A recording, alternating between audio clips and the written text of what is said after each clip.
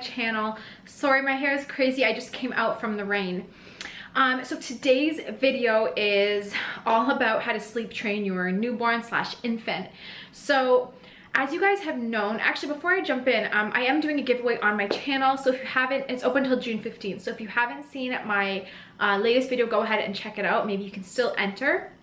But yeah, okay, so as you guys have known, if you've been following me for the past few months, you know that my baby that I just had, he's almost 5 months old, but he has been a terrible sleeper since he's been born. So I obviously had to do a lot of work on him to get him to sleep decent for me. And I basically want to share that with you guys in case you do have a baby who is terrible at sleeping like mine was. So I will give you the background, kind of basically quickly how he was sleeping when he was first born all the way up until now, and then what I did to fix it. So this video is also going to be a good reference for me to come back to whenever I have my next child, and if they're terrible at sleeping, it'll be nice to have this video. So I hope it is helpful for you guys. It is going to be a little bit long, but I promise you there's good tips in here. Okay, so and I just do want to mention that this is my second child, and I have used these methods on my first, and he's the dream sleeper. He sleeps so well, so they do work, I can promise you. Okay, so basically when my child, my son Aaron, when he was born, he was terrible at sleeping. He would, not during the day he wasn't too bad, like when newborns are first, when they're first born, they kind of sleep randomly. So during the day he slept a little bit, but he never gave me a stretch more than an hour, whether it was during the day or at night. And at nighttime, he literally would sleep like an hour and then be up for 2 hours, and then sleep 1 hour and be up for 2, kind of like it was during the day. A lot of newborns are like that, and that just has a lot to do with them getting their days and nights confused. So what I did for that was I basically, just during the day, the first 2 weeks were extremely hard because he obviously just wants to sleep. So I kind of, the first 2 weeks, I let him kind of just do whatever he wanted. But then come week 3 and week 4, when it was easier to start keeping him awake, that's when I really tried to keep him awake during the day, obviously, and then at night is when I encouraged him to sleep. Also during the day I would keep it bright and loud, and then at nighttime is when I would keep it dark and quiet. So that's kind of common sense. That's not really what I want to talk to you about, but I did want to let you know what I did. What I want to talk to you about is when he started being like 1 month, 2 months, all the way up until now. So around 1 month is when he really had his days and nights figured out, which was good, but he still was terrible. So at nighttime, when he was around 1 month old and more, he would basically wake up 6 times at night. And he was doing that up until around a month ago. He would wake up 6 times every night. It would be anywhere, he'd wake up anywhere from between an hour to every 2 hours. Sometimes he'd wake up every hour, and I'm like gonna go crazy because you're still so sleep deprived from labor, and now you're trying to, you're waking up this often. It's just really frustrating. So basically that's how much he was waking up, and it's been frustrating. And during the day, the same thing, he would sleep half hour and then be awake, and then half hour and awake, and he would only give me half-hour naps. And I was like, I cannot deal with half-hour naps because you get nothing done in half hour, including if you want to nap yourself. So here's basically what I did to fix it. I started with nighttime. The naps, I was like, we can figure that out, but nighttime was the biggest for me.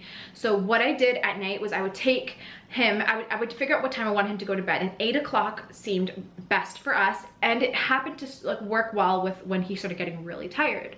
So 8 o'clock was when we agreed it would be nighttime, and we established a good routine. So with our first, we used to give him a bath every night, but now that we have 2, we give a bath like every other night or every 2 nights. So because of that, we don't make a bath a part of his routine.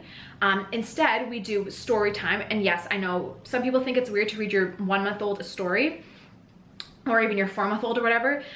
We've been reading him stories since he was 1 month old, and apparently it's really good for their development, and he actually loves stories. He might not understand what we're saying, but he likes that we're giving him that attention, and he loves looking at the pictures in the book. So he does look forward to that. So we'd read a story to him. It doesn't have to be long, it's a short story, and I would sing him a song. So probably 2 to 3 songs, little lullabies, and then that's it for his routine. Then it's bedtime. So the important thing I can stress here is that you make sure the routine is extremely fast. You don't want to make a drawn out routine where it's like a bath and then a massage and then a story and then a song and then this and that, because you're not going to want to keep up with that every single night, or if you have more children, you know what I mean? So we kept his routine short, and then what I would start doing was I would, after the after the book and the song, I would go lie him down in his bed. And I have a little white noise machine going on for him. It's not too loud, it's just subtle in the background. It helps him soothe him to sleep. And I would make sure the room is dark. And I'd lie him to bed awake but tired. And make sure, oh, another part of his routine obviously is a full bottle. I would make sure he has a bottle full. Whether you're breastfeeding or a formula, it doesn't matter. Make sure he's full before he goes to bed. And that way I know he's happy, and diaper changed and all that. So he's happy, he's fed, and he's tired. And then now I know he doesn't need anything else from me. Obviously make sure he's burped too.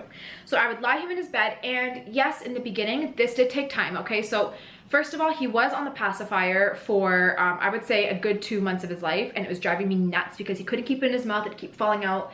So I weaned him off the pacifier. I stopped it cold turkey, actually, I didn't even wean it. I basically just stopped giving it to him, and he cried and cried and cried, yes, for 2 nights, but then he got over it, and that was it. So he doesn't have the pacifier anymore. If your child has the pacifier and you want to give it to them at this point, it's up to you. I didn't want to do it because I didn't want it to become a thing and him to rely on the pacifier to sleep, if that makes sense.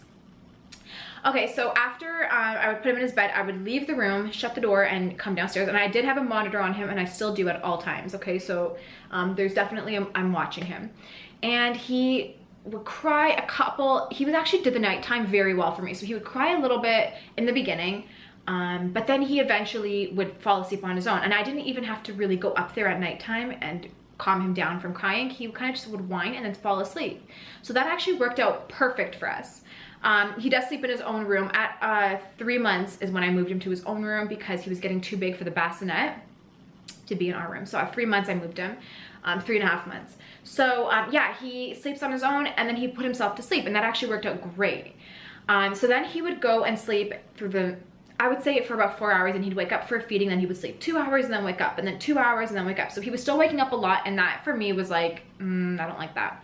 So what I started doing to kind of get him to cut back a little bit on waking up was I would give him a bottle when he wakes up, but I would start cutting back how much he's drinking. So originally he would drink like a full bottle, but I would cut it back like 240 mils, and I would start giving him 200 mils, and the next night I would give him 180, and then the next night maybe 160, etc. You guys get the picture. So that he cut out his one of his feedings.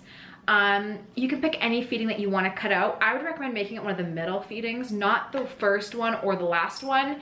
I recommend doing maybe the one in the middle, because that would be, to me, that makes most sense, because that's when they should be the least hungry, and that's when you really want them sleeping. You want that stretch through the night. So I cut out one of the bottles, and then he's just stopped waking up.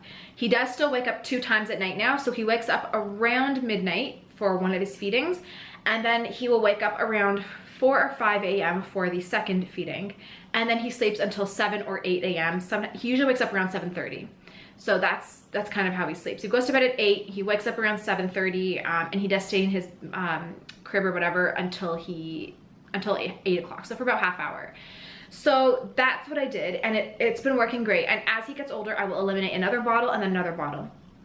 Another thing I did, and I did get the okay from my doctor, it really depends on your baby, but mine was starving, like starving all the time. So what I would do was I put in his bottle, I punched the hole a little bit bigger, and I added some rice to his bottle. Organic brown rice, just a little bit, maybe a tablespoon or 2, so it would thicken the milk. It would keep him full longer because it's a complex carb, so it takes your body longer to digest.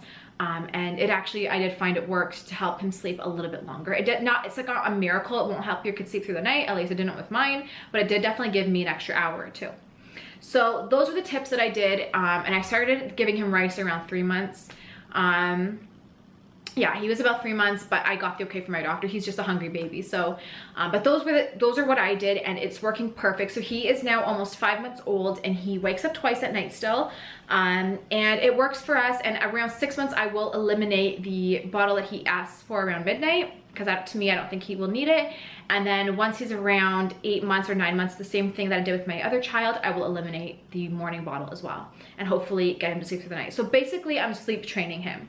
So the second thing I want to talk about is sleep training, is getting your child to fall asleep on their own. So what I was finding was during the afternoon, so how he was sleeping every half hour, like only half hour, I mean, not like 2 hours or like how other normal babies sleep, he was waking up only after half hour, and I was like I can't get anything done.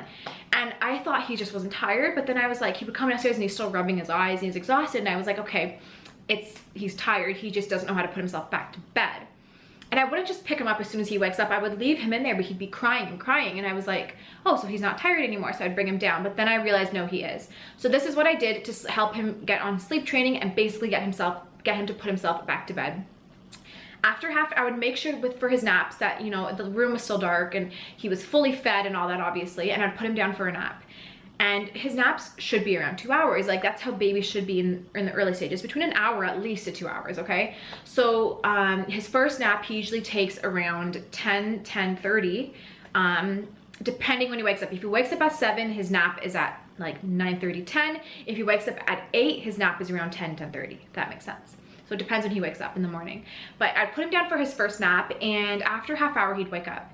So what I would now do, instead of running up there and getting him after he cries, is I would let him cry. Now, I know a lot of parents don't want like the cry out method or anything like that. It has worked great for both of my children. And I don't like let them sit in there and cry until they're throwing up. That's absolutely not what I do. I let them cry if they're whining. If they're screaming like they desperately need me, I go in there and soothe, which is what I had to do with Aaron. So originally, when I would leave him in there for a while, trying to get him to go back to bed, he would start screaming until he's like purple and I feel like he's choking, and that would freak me out. So I would go up there, I would calm him down, rub his forehead, you know, sing to him, whatever I had to do. He sounds weird, but he likes when I would breathe heavy. Like, I literally would go in his ear and be like, and he liked that, and it worked for like to get him back to sleep. So I would soothe him and whatever, but not until the point where he was fully fallen asleep. I would do it until he's getting sleepy, then I would leave. And he would start crying again. And he would wind up so bad again that he's like freaking out, but it would take me longer this time to go in. I wouldn't go in quick right away, I'd wait even longer.